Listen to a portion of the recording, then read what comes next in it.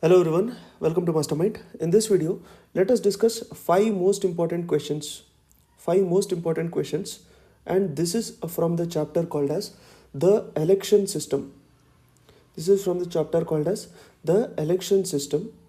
This is from our class 9th, chapter 21, geography. So in that only we have a separate section on political science.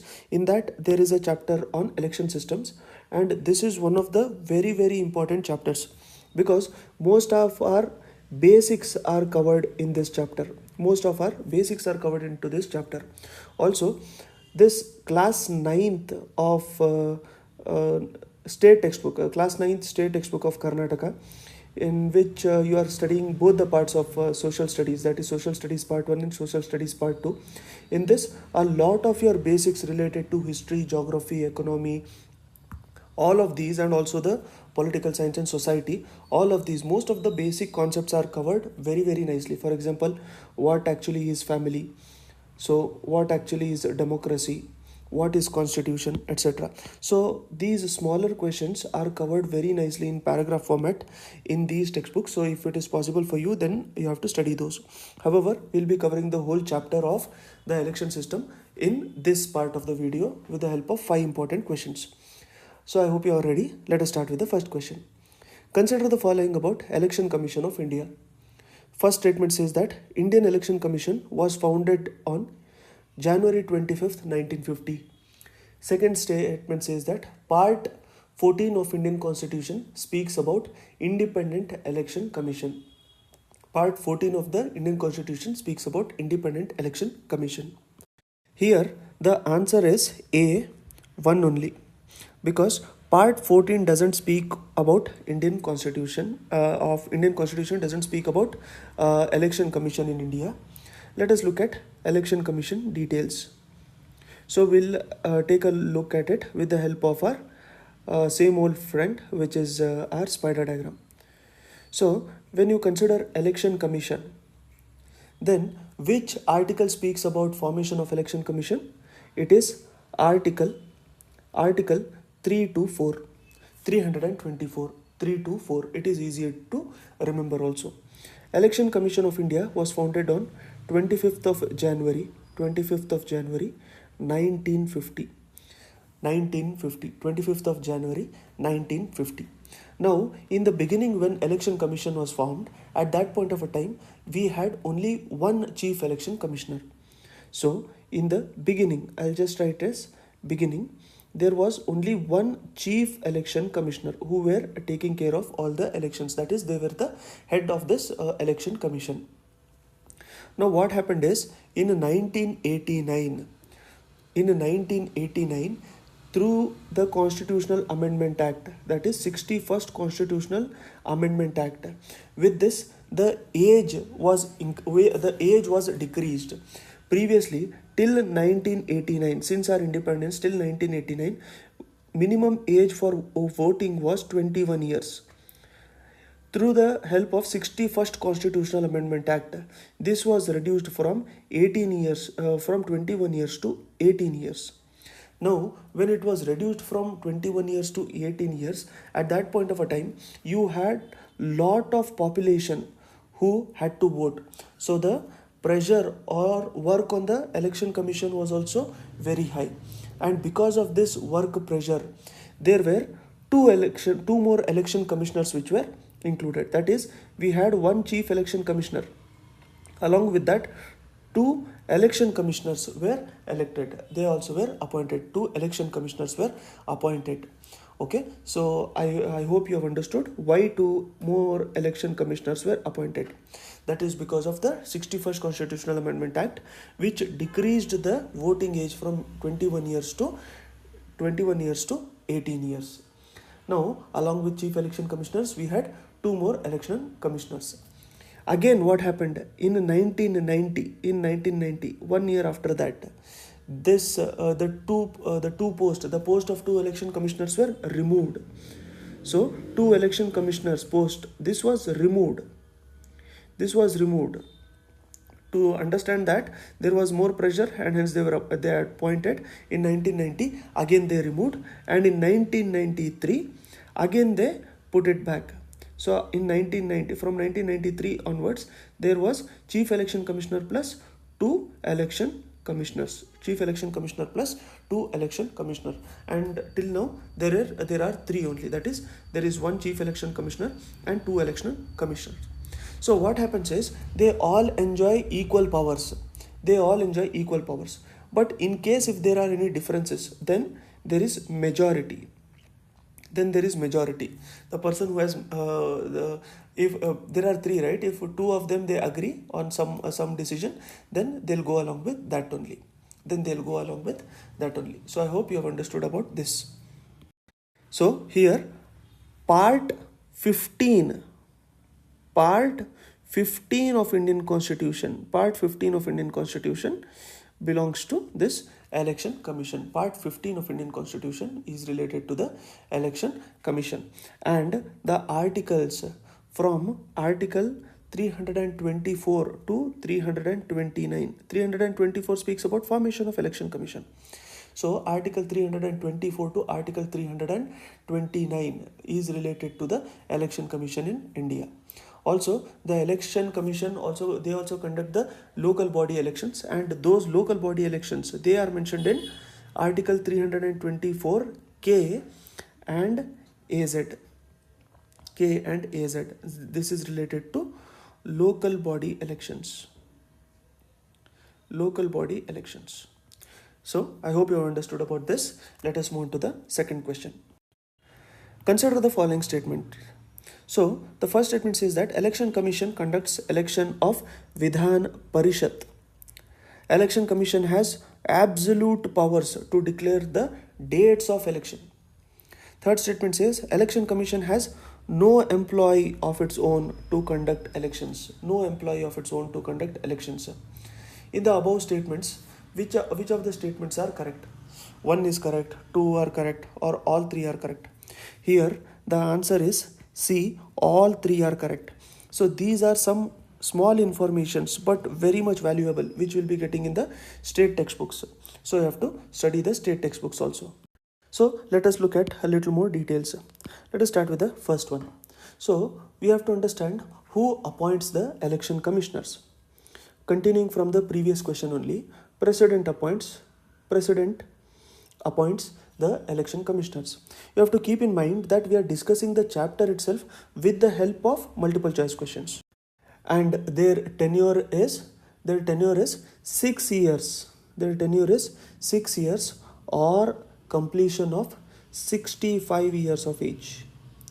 6 years term or 65 years of age, whichever is earlier, and they can give resignation at any given point of a time.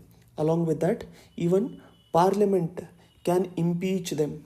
That is, remove them on the ground of incompetency or unconstitutional behaviors. Along with that, you have to remember that from here it is important because there are 2 parts over here. First is Election Commission. Second one is State Election Commission. First is Election Commission. Second one is State Election Commission. Election Commission, they conduct election for the office of President, for Vice President, and to Rajya Sabha, to Lok Sabha, and to Vidhan Parishad and Vidhan Sabha. So President is appointed, President's election procedure and Vice President's election procedure, Rajya Sabha and Lok Sabha in the center, and this you can say it as the election for MLAs, that is Vidhan Sabha and Vidhan Parishad. So I hope you have understood that these are the elections which are conducted by Election Commission. So if they ask you, Election Commission conducts the elections for, who conducts the elections for local bodies or Panchayat Raj, then it is State Election Commission. They conduct the election for local bodies, that is for Panchayats.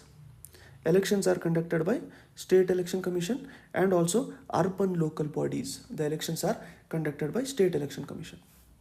Now in case of State Election Commission, the governor appoints the State Election Commissioner. In this case, there is State election commissioner also, because we have election commissioner, chief election commissioner we have in the election commission. Similarly, we have state election commissioner also. This state election commissioner is appointed by governor. State election commissioner is appointed by a governor under article 243K, that is the power of governor. So 243K and ZA 243K and ZA. Okay, so you have to remember that when we were discussing about election commission in the previous question, we saw that there were article for local bodies under this only, that is 324K and AZ also, that is the election commission. Under that only they have mentioned, and under this, under 243K and ZA, state election commissioner are appointed. Okay, so this state election commission has been formed under article 308. State election commission itself is formed under article 308, and this is of Karnataka Gram Swaraj and Panchayat Act of 1993. So this is of Karnataka Gram Swaraj and Panchayat Act of 1993, and they conduct election for local bodies. So you don't have to confuse so much also. You have to remember that for panchayats and urban local bodies, state election commission conducts the elections, and in case of president, vice president, Rajya Sabha, Lok Sabha, Vidhan Parishads and Vidhan Sabha, it is conducted by election commission. Now in this case, the election commission, for these elections, election commission has absolute power to declare the dates of elections. Absolute power to declare the dates of election and dates of results as well. And that duration from date of election to date of result, that entire duration of election, that is called as period of model code of conduct. Also, the election commission has no employees of its own to conduct elections. So because of that only, they take the employees from the government itself. From them only there will be a polling officer, then there will be other officers also who will be employed in the time of elections. So they appoint government employees only for its work, and this appointment of government employees is done from the approval of president. So I hope till here it is very clear. Let's move on to the next question. Third question. The ballot option designed to allow the voter to indicate disapproval of the candidate in voting system. What is the disapproval of candidate in the voting system? That is, actually answer is D over here. It is Nota. None of the above. Usually in the other options also we'll be getting the options as none of the above, but in this case it is Nota. That is why it is none of the above. So let us discuss some points related to Nota. So there was a case in 2013, that was People's Union for Civil Liberties versus Union of India. People's Union for Civil Liberties versus Union of India. So in this case, in 2013, the judgment in this case, Supreme Court introduced that option that Nota has to be provided. Because it forms the individual's right to reject a particular candidate. That is, let us say in your constituency, let us say there are 15 candidates, example. Now you are not interested in voting to any of them, but voting is your right. At that point of a time, you can vote to Nota. That is none of the above. That is, you are not certain of voting for any of the person. So the candidate with maximum vote wins in the election, irrespective of the number of votes the Nota has got. Okay, irrespective of the number of votes Nota has got, but Nota gives a statement to the political parties that people were disappointed. That is, this many number of people were disappointed with that. Now in 2013, when the verdict came, after that there were elections in 4 states. And in total of those 4 states election, 1.85% of the total votes polled went to Nota only. 1.85% of total votes polled went to Nota. And in 2014 there was again general elections. In general elections it dropped to 0.95 percentage.